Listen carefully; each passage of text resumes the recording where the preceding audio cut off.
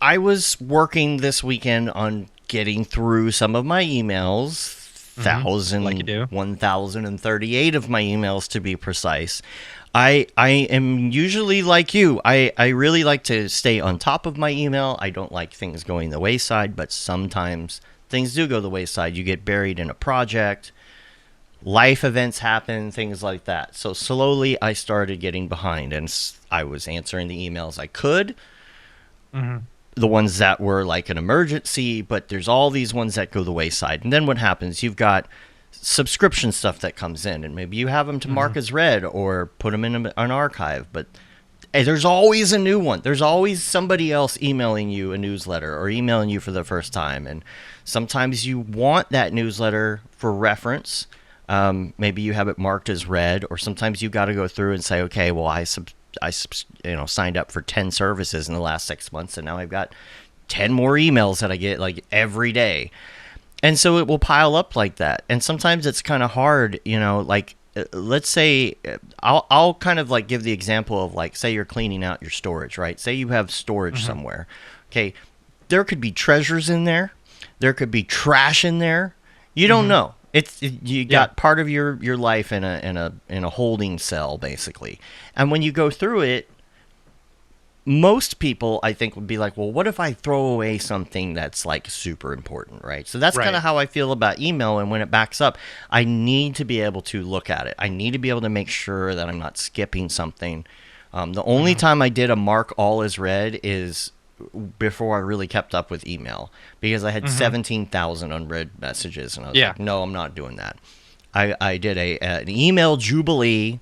I probably talked about it on the show. It has been so long. Uh-huh. Uh, and so I needed to go through my email, and the biggest thing for me is like when I do my taxes, for example, I Hmm. go through when I'm categorizing budgeting and taxes, and like let's say you have a business card and you bought a lot of stuff on Hmm. Amazon, or you have a subscription to Dropbox or something like that. If you take all your transactions and you organize them alphabetically, what can you do? You Uh-huh. say, oh, Dropbox, cut and paste all the way Yep. down. This is this kind of expense. This is like services or whatever, Uh-huh.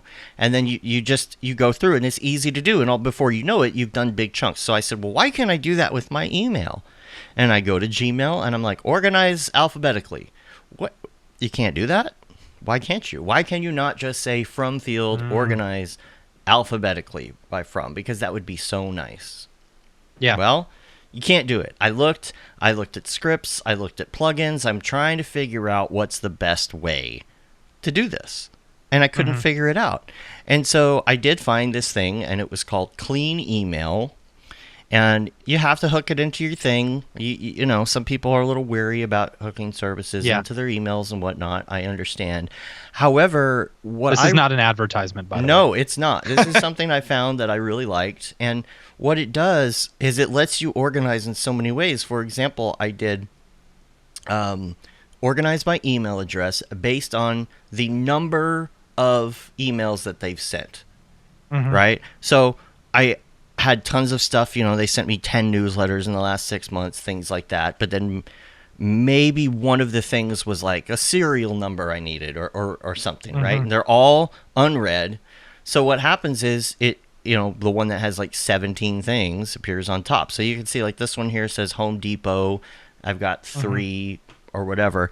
And when you click on it though, it comes up and it shows you a brief summary of those. So you can look through, you can That's peruse really it. cool. Yeah, it's really nice because you can peruse it really quick.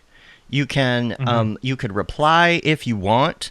You can go directly. You can have it open into Gmail, whatever it is. Hmm. But I'm telling you, I went through all thousand something of my emails this weekend in maybe an hour. And You it's a whole know, separate app. it's a website, and you go to the Oh, okay. website and it comes up, but it links in, and you can use it for free up to 1,000 messages.